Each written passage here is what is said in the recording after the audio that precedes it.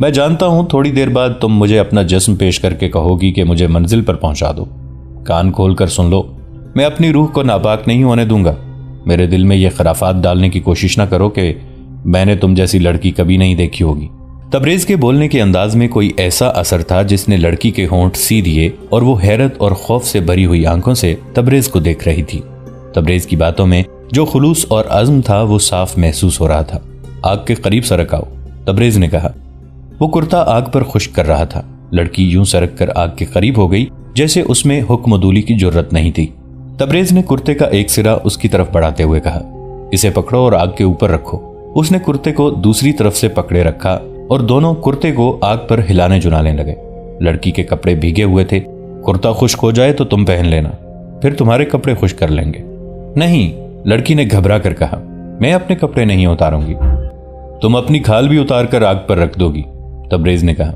मेरे फर्ज के रास्ते में आने की कोशिश ना करो लड़की। मैं तुम पर साबित करूंगा कि वहशी मुसलमान होते हैं या ईसाई। मैं ये जानता हूं कि तुम कितनी पाक दामन हो। तुम मेरी पनाह में हो। मैं तुम्हें कोई सख्त बात नहीं कह सकता। तुम औरत हो। मेरा मजहब हुक्म देता है कि मजबूर औरत पर हाथ ना उठाओ। तुमने मुझे किस तरह तुगयानी से निकाला था? लड़की ने पूछा। क्या बाकी लोग पार हो गए थे? तबरेज ने उसे तफसील से बता दिया था और यह भी बताया कि उसे बाकी लोगों के मुतालिक बिल्कुल मालूम नहीं। लड़की का डर दूर ना हुआ, कुछ कम हो गया था और उसकी जिस्मानी हालत भी अच्छी होती जा रही थी। तबरेज के पूछने पर उसने बताया कि वो अपने बूढ़े बाप के साथ हुमस जा रही थी। वो दो तो उस इलाके से नकल मकानी करके आ रहे थे जो मुसलमानों की हुक्मरानी में था। हुमस में उनके रिश्तेदार रहते थे। लड़की अपने बाप के लिए परेशान थी। काफिला तुगयानी से निकल गया था। कोई कहीं जाकर किनारे लगा, कोई कहीं जा लगा। वो एक दूसरे को पुकारते इकट्ठे होने लगे। लड़की और तबरेज उनमें नहीं थे। वो ऊंट भी लापता था जिस पर लड़की सवार थी और तबरेज का घोड़ा किनारे लग गया था। वो दूर खड़ा था। काफिले का एक आदमी उसे पकड़ लाया और सबने यकीन से कह दिया कि हुमस का इतना खूबसूरत जवान जो रास्ते में काफिले से मिला था घोड़े से गिरकर डूब गया है। तबरेज का तो किसी को दुख नहीं था। लड़की के गम में उसका बूढ़ा बाप, दो ईसाई और एक यहूदी निढाल हुए जा रहे थे। वो आगे जाने की बजाय दरिया के किनारे दूर तक जाने की सोच रहे थे। काफिले के कुछ और लोग कहते थे कि बेकार है, वो डूब गई होगी।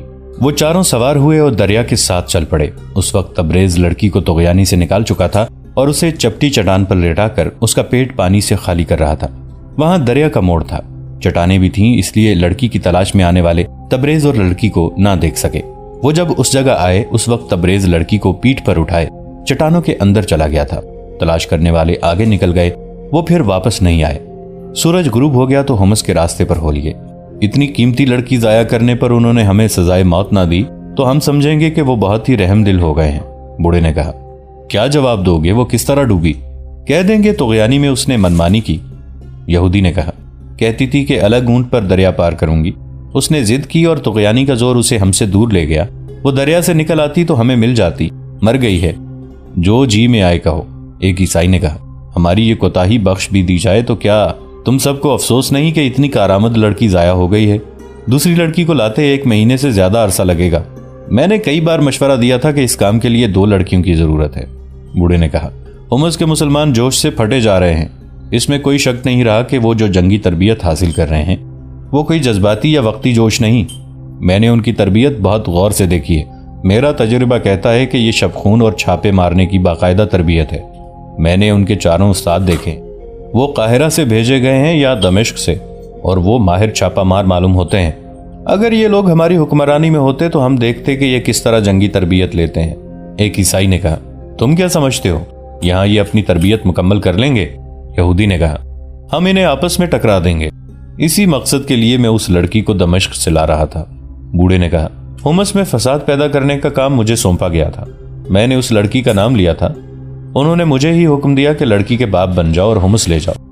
कोई पूछे तो बताओ कि नकल मकानी कर रहा हूं। रात के अंधेरे में वो चलते जा रहे थे और अपनी उस खुफिया मुहिम के मुताल्लिक बातें करते जा रहे थे जिसके लिए उन्हें हुमस जाना था। बूढ़ा सलीबियों का तजर्बाकार जासूस था और नफ्सियाती तखरीबकारी का माहिर। वो अपने साथियों से कह रहा था, मुसलमान तो हर जगह जंगी तरबियत हासिल करते हैं। दमिश्क में नूरुद्दीन जंगी की बेवा लड़कियों को बाकायदा जंगी तरबियत दे रही है। बस्ती बस्ती ये जोश देखने में आया है। मगर हुमस और इसके गिरदोनवाह के इलाके को ऐसी अहमियत हासिल है कि यहाँ मुसलमानों के छापा मारों को अड्डा नहीं मिलना चाहिए।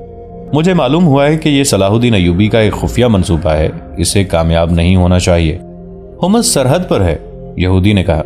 अगर मुसलमानों ने यहाँ अड्डा बना लिया तो हमारे लिए खतरनाक होगा। होना तो ये चाहिए कि यहाँ के मुसलमानों को सलाहुद्दीन अय्यूबी के खिलाफ कर दिया जाए और उनके दिलों पर कब्जा कर लिया जाए। ये मुमकिन नजर नहीं आता, बूढ़े ने कहा। मुझे बताया गया है कि हमारे आदमियों ने बहुत अफवाहें फैलाई हैं, मगर मुसलमान इन पर कान नहीं धरते। मुझे ये भी बताया गया है कि उनके खतीब का उन पर बहुत असर है और यह भी पता चला है कि जंगी तरबियत उसी की हिदायत के मुताबिक हो रही है। मुझे हुमस नहीं जाना चाहिए था, क्योंकि हम लड़की गुम कर बैठे हैं। मैं अब इसलिए वहां तक जाना चाहता हूं कि खतीब को देखूं कि वो कौन है और क्या वो आलिम है या कोई फौजी कमांडार। ये भी देखना है कि उसे अपने हाथ में लिया जा सकता है या नहीं। मुझे और तुम सबको हुमस के ईसाई और यहूदी घरानों में से 1 या 2 लड़कियों का इंतखाब करना है जो इस मुहिम में हमारी मदद कर सके। तुम जानते हो लड़कियों को क्या करना है। मैंने तुम्हें दमिश्क में भी ये बताया था कि यहाँ के मुसलमान ईमान के पक्के हैं, एक ईसाई ने कहा। अब तक हम किसी एक को भी खरीद नहीं सके। मैं सारी उम्र इस दरिया पे लानत भेजता रहूंगा जिसने हमें वीरा से महरूम कर दिया है। मेरा नाम वीरा है, लड़की ने तबरेज के पूछने पर बताया। हम गरीब लोग। मेरा नाम वीरा है, लड़की ने तबरेज के पूछने पर बताया। हम गरीब लोग हैं। मुसलमानों ने दमिश्क में हमारा जीना मुहाल कर दिया था। खुदा गरीब की बेटी को हुस्न न दे। बड़े बड़े अमीर मुझे खरीदने की कोशिश करते थे। एक ने तो मुझे अगवा करने की भी कोशिश की थी। मेरा बाप मुझे काजी के पास ले गया। उसने हमारी फरियाद सुन ली और मेरी हिफाजत का इंतजाम कर दिया, मगर वहाँ हुकूमत मुसलमानों की थी। हम डरते रहे। मेरे बाप ने यही बेहतर समझा कि दमिश्क से निकल ही जाएं। हुमस में हमारे रिश्तेदार हैं। अब हम उनके पास जा रहे थे। मालूम नहीं मेरा बाप जिंदा होगा या नहीं। क्या तुम एक मजलूम और मजबूर लड़की पर रहम नहीं करोगे? रात गुजरती जा रही थी। बूढ़ा ईसाई, जिसे वीरा अपना बाप कहती थी, अपने साथियों के साथ बहुत दूर निकल गया था। मेरा जामा खुश्क हो गया है, तबरेज ने कुर्ता उसकी तरफ फेंकते हुए कहा। मैं बाहर निकल जाता हूँ। उठो, अपने कपड़े उतारो और ये पहन लो। तुम्हें सर से पांव तक ढांप लेगा, फिर अपने कपड़े खुश्क करके पहन लेना। मैं तुम्हारे हाथ मजबूर हूँ, वीरा रुंधी हुई आवाज में बोली। मेरे साथ उस दरिंदे का सा सलूक न करना जो शिकार को मारने से पहले उसके साथ खेलता है। मैं कह रहा हूँ ये भीगे हुए कपड़े उतार दो, तबरेज ने गुस्से से कहा और बाहर को चल दिया। वीरा ने उसे बाहर जाते हुए और एक तरफ होते हुए देखा। वो ओट में हो गया जहां से वीरा को नजर नहीं आता था। वीरा ने जरा आगे होकर देखा। वो गुफ के पीछे खड़ा हो गया था। आग इतनी ज्यादा थी कि रोशनी तबरेज की पीठ पर पड़ रही थी। वीरा ने अपने फ्रॉक के अंदर हाथ डाला। उसने अंदर कमर के गिर्द कपड़ा लपेट रखा था। उसने कपड़े में खंजर उड़सा हुआ था। वीरा ने खंजर निकाल लिया और दबे पांव आगे बढ़ी। तबरेज बेखबर खड़ा था। वीरा उससे एक कदम दूर रह गई तो उसने खंजर दाएं तरफ करके पहलू में घोंपने को वार किया। तबरेज बिजली की सी तेजी से घूमा और लड़की के दाएं हाथ की कलाई इतनी जोर से मरोड़ी कि लड़की घूम गई और उसके हाथ से खंजर गिर पड़ा। तबरेज के बचने का बायस यह था कि वो जहां खड़ा था वहां से चंद ही कदम आगे एक और चट्टान थी। आग तबरेज के पीछे थी। तबरेज को सामने वाली चट्टान पर अपना साया नजर आया। उसने पीछे ना देखा क्योंकि साये का दायां बाजू दाएं को फैला तो उसे खंजर का साया साफ नजर आ गया। वीरा पहलू में वार करके पेट चाक करना चाहती थी। साये की हरकत देखकर तबरेज पीछे को घूमा और लड़की की कलाई पकड़ ली।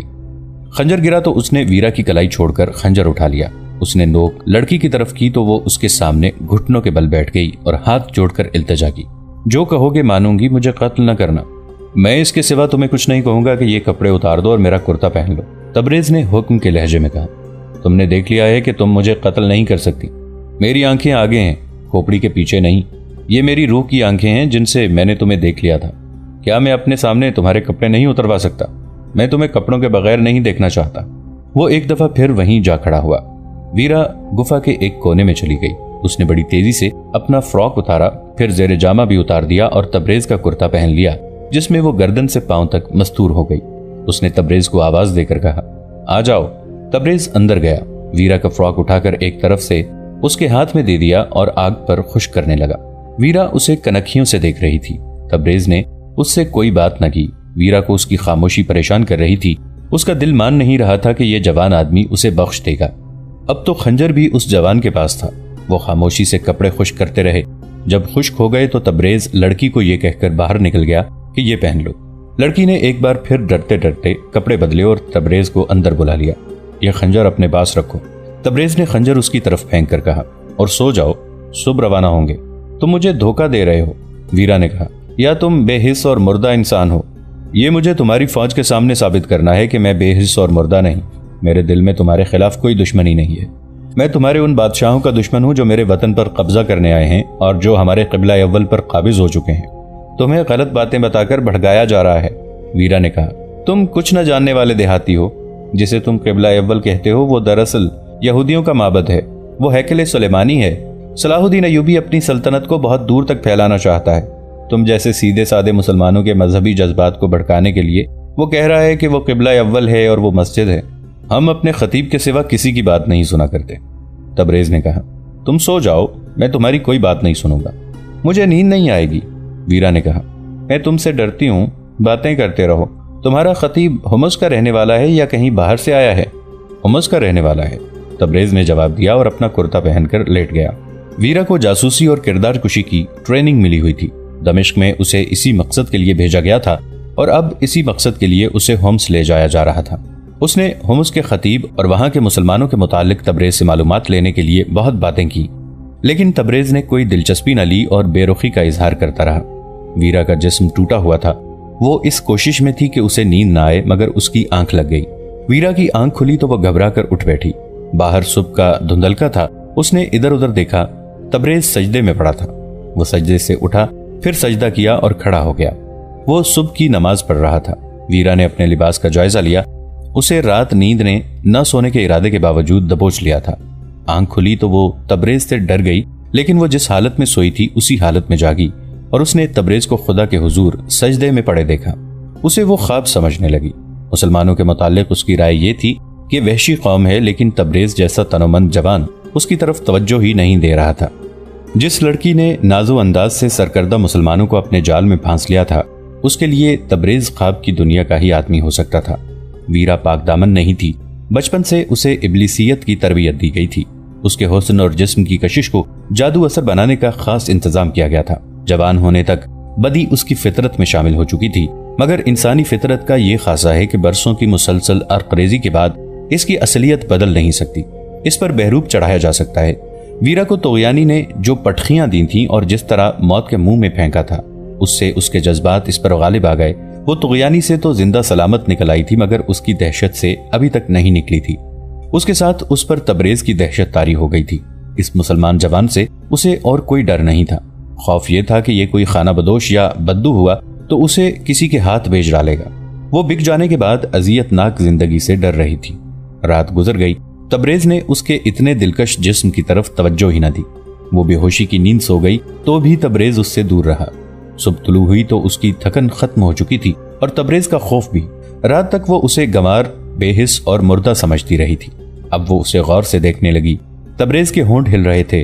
वीरा को यूं महसूस होने लगा जैसे ये शख्स बराह रास्त खुदा से हम कलाम हो। उसे तबरेज के ये अल्फाज याद आने लगे कि खुदा सिर्फ उनकी मदद करता है जिनकी नीयत और रूह पाक होती है। तब उसे ख्याल आया कि उसकी अपनी नीयत पाक नहीं, वो तबरेज की कौम के लिए एक हसीन धोखा बनी हुई है। उस लड़की ने रात को भी ये फैसला कर लिया था कि अपना आप तबरेज के हवाले करके उसे कहेगी कि इसके एवज हुमस पहुंचा दो। वीरा को जिंदगी में पहली बार एहसास हुआ था कि उसका जिस्म रूह से महरूम है, और अगर रूह है भी तो वो किरदार की गलाजत में दब गई है।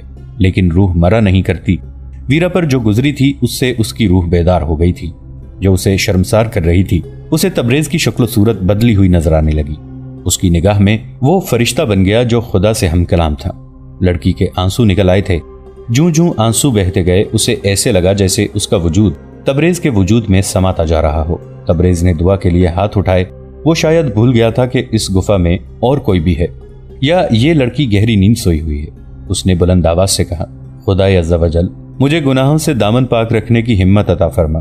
मेरी रूह को इतनी पाकीज़गी अता फरमा कि तेरी इतनी खूबसूरत अमानत को खयानत के बगैर मंजिल तक पहुंचा सकूं। तेरा यह बंदा कमजोर और नातवा है। मुझे शैतान का मुकाबला करने की हिम्मत और जुर्रत अता फरमा। तबरेज फरिश्ता नहीं था। वो इंसानी फितरत की कमजोरियों से पनाह मांग रहा था। उसने हाथ मुंह पर फेरे और घूम कर देखा। वीरा उसे देख रही थी। उसके रुखसारों पर आंसू बहे जा रहे थे। तबरेज उसे कुछ देर देखता रहा। लड़की ने कोई हरकत न की। बाहर आ जाओ, तबरेज ने उसे कहा। उस तरफ साफ पानी का चश्मा है, मुंह धोआओ। उसने अपने सर पर लपेटा हुआ मोटे कपड़े का गज भर लंबा रुमाल उतारकर उसे देते हुए कहा, मुंह अच्छी तरह धो और बालों को भी झाड़ लो। मैं तुम्हें उसी रूप में तुम्हारे रिश्तेदारों के हवाले करना चाहता हूं जिस तरह तुम तुगयानी में गिरने से पहले थी। वीरा उसके हाथ से रुमाल लेकर ऐसे अंदाज से बाहर निकल गई जैसे गूंगा और बहरा बच्चा किसी के इशारे पर चल पड़ा हो। तबरेज के पास खाने पीने का जो सामान था वो घोड़े के साथ बंधा था। अब खाने के लिए कुछ भी नहीं था। वो वीरा के इंतजार में बैठ गया। वीरा मुंह सर धोकर वापस आई तो तबरेज को यूं धचका लगा जैसे किसी ने उसके कांटा चिबो दिया हो। इससे पहले वीरा के बाल मट्टी से अटे हुए थे और जुड़े हुए थे। चेहरे का भी यही हाल था। अब बाल और चेहरा धुल गए तो तबरेज जैसे उसे पहचान ही ना सका। वो ऐसे तलिस्माती बालों को कभी तसव्वुर में भी नहीं ला सका था। दूर दराज रहने वाले देहाती ने ऐसा हुस्न कभी नहीं देखा था। चेहरा इतना मुलायम और आंखों में ऐसी दिलकशी उसे हैरान कर रही थी। तबरेज उस तबरेज के हाथ से निकलने लगा जो कुछ देर पहले खुदा के हुजूर खड़ा था। उसने बड़ी मुश्किल से अपने आप को संभाला और बोला, खाने के लिए कुछ नहीं, हमें खाली पेट सफर करना पड़ेगा, चलो। वो उठने लगा तो वीरा ने उसके कंधों पर हाथ रखकर कहा, जरा देर बैठो, मैं कुछ पूछना चाहती हूँ, कुछ जानना चाहती हूँ। तबरेज रात भर उस लड़की के लिए दहशत बना रहा था। अब उसकी जहनी कैफियत ये थी जैसे ये लड़की उस पर गालिब आ गई हो। कुछ कहे बगैर उठते उठते बैठ गया। तुम जब खुदा के साथ बातें कर रहे थे तो खुदा तुम्हें नजर आ रहा था? खुदा हमें नजर नहीं आया करता, तबरेज ने कहा। मैं आलिम नहीं, इसलिए बता नहीं सकता कि खुदा नजर आए बगैर किस तरह अपनी मौजूदगी का एहसास दिलाता है। मैं इतना जानता हूं कि खुदा मेरी बातें, मेरी दुआएं सुन लेता है। तुम्हें यकीन है कि यह खुदा था जिसने तुम्हें अपनी कुव्वत दी कि तुमने मुझे तुगयानी से निकाला? वीरा ने पूछा। हमें खतीब ने बताया है कि रूह पाक हो तो खुदा हर मुश्किल में मदद कर देता है, तबरेज ने जवाब दिया। अगर मैं इस इरादे से तुम्हें बचाने की कोशिश करता कि तुम बहुत खूबसूरत लड़की हो और तुम्हें बचाकर कहीं भागूंगा तो मैं भी तुम्हारे साथ डूब जाता, मगर मेरी रूह पाक नहीं है, वीरा ने दुखियारे से लहजे में कहा। खुदा ने मेरी मदद क्यों की है? मुझे डूबने से क्यों बचाया है? हम चलकर खतीब से पूछेंगे, तबरेज ने कहा। मुझ में इतनी अकल नहीं। और तुमने मेरे जिस्म से क्यों बेरुखी की? वीरा ने उससे पूछा। अगर मैं ऐसा करता जैसे तुम्हें डर था तो मैं तुम्हारे खंजर से न बच सकता, तबरेज ने जवाब दिया। तुम खुदा की अमानत हो। और वो चुप हो गया। जरा देर बाद बेइख्तियार बोला, तुम बहुत ही खूबसूरत अमानत हो वीरा, आओ चलें। वो बेकरार सा होकर उठने लगा। वीरा ने उसे उठने न दिया। तबरेज ने कहा, मुझे अपने करीब ज्यादा देर न बैठने दो, मुझे इतने सख्त इम्तिहान में न डालो लड़की, मुझे खुदा के हुजूर सुरखरू होने दो। तुम्हें अपने खुदा की कसम, वीरा ने कहा, मुझे भी खुदा के हुजूर सुरखरू होने के काबिल बनाओ। तुम अपने जैसे इंसानों से बहुत ऊंचे हो, तुम खुदा के एलची हो। तुम रो क्यों रही हो? मैं गुनहगार हूं, वीरा ने जवाब दिया। खुदा मुझसे नाराज है। जब ऊंट ने मुझे तुगयानी में गिरा दिया था तो भी मुझे खुदा याद नहीं आया था। मैं समझती थी कि जो कुछ है वो जिस्म है और मुझे अपने जिस्म को बचाना चाहिए। तुम मुझे तुगयानी से निकाल कर यहाँ ले आए तो भी मेरे सामने यही मसला आ गया कि मुझे तुमसे अपना जिस्म बचाना है। अपने जिस्म को बचाने के लिए ही मैंने तुम्हें कत्ल करने की कोशिश की थी, मगर नाकाम रही। मैं तुगयानी से भी बच गई, तुमसे भी बच गई, लेकिन तुम्हारी इबादत और दुआ ने मुझे बताया कि मुझे बचाने वाली कुव्वत कोई और थी। मुझे बताओ वो कुव्वत क्या है, कहाँ है? ये खुदा की कुदरत है, तबरेज ने जवाब दिया। ये रूह की पाकीज़गी का करिश्मा है। मेरी सारी जिंदगी एक गुनाह है, मुझे साफ लफ्जों में बताओ, तबरेज ने पूछा। तुम रक्कासा हो, अमीरों और वजीरों के पास रहती हो। मैंने सुना है कि ऐसी लड़कियां बहुत खूबसूरत होती हैं। मैंने ऐसी खूबसूरत लड़की कभी नहीं देखी थी। वीरा खामोश रही। उसकी आंखों में आंसू आ गए। वो सरक कर तबरेज के करीब हो गई। तबरेज परे सरक गया। वीरा ने कहा, मुझे डर आता है, तुगयानी की दहशत मुझे अभी तक डरा रही है, मुझे अपने करीब रखो। नहीं, तबरेज ने अजीब सी मुस्कुराहट से कहा, मेरे इतना करीब ना आओ, मैं भटक जाऊंगा। देख लिया मैं कितनी गुनहगार हूं, वीरा ने कहा। तुम इसलिए मुझसे दूर रहना चाहते हो कि भटक ना जाओ। मैंने बहुत से लोगों को गुमराह किया है। उसने देख लिया कि तबरेज के पास मजहबी जज्बात हैं और जज्बा भी, लेकिन उसकी सोच में गहराई नहीं है। अगर उसे किसी सांचे में ढाला जाए तो ढल जाएगा। वीरा ने उसके साथ खुलकर बातें शुरू कर दी। कहने लगी, अगर मैं तुम्हें कहूं कि आओ हम सारी उम्र के सफर में इकट्ठे रहेंगे तो क्या जवाब दोगे? तबरेज ने उसके चेहरे को देखा, जरा सा मुस्कुराया और संजीदा हो गया। बोला, आओ चलें, सूरज निकल आया है, सफर मुश्किल हो जाएगा। वीरा अपनी जात में एक इनकलाब महसूस कर रही थी जिसे वो अच्छी तरह समझ न सकी। वो उसके साथ उठकर चल पड़ी। वो रास्ते को कम और तबरेज को ज्यादा देख रही थी। गुज़िश्ता रोज वो तबरेज को कत्ल करके हुम्स को भाग जाने की फिक्र में थी, लेकिन अब वो तेज चलने से गुरेज कर रही थी। वो ज्यादा से ज्यादा देर तबरेज के साथ रहने की ख्वाहिश लिए हुई थी। दोस्तों, आज के लिए इतना ही। इसी कहानी की अगली किस्त के साथ बहुत जल्द हाजिर होंगे। नीचे कमेंट सेक्शन में अपनी राय का इजहार जरूर कीजिएगा। हमारे इस चैनल को सब्सक्राइब करके नीचे मौजूद बेल आइकन को भी जरूर क्लिक कीजिएगा। अगली मुलाकात तक के लिए हमारा और आपका अल्लाह निगहबान।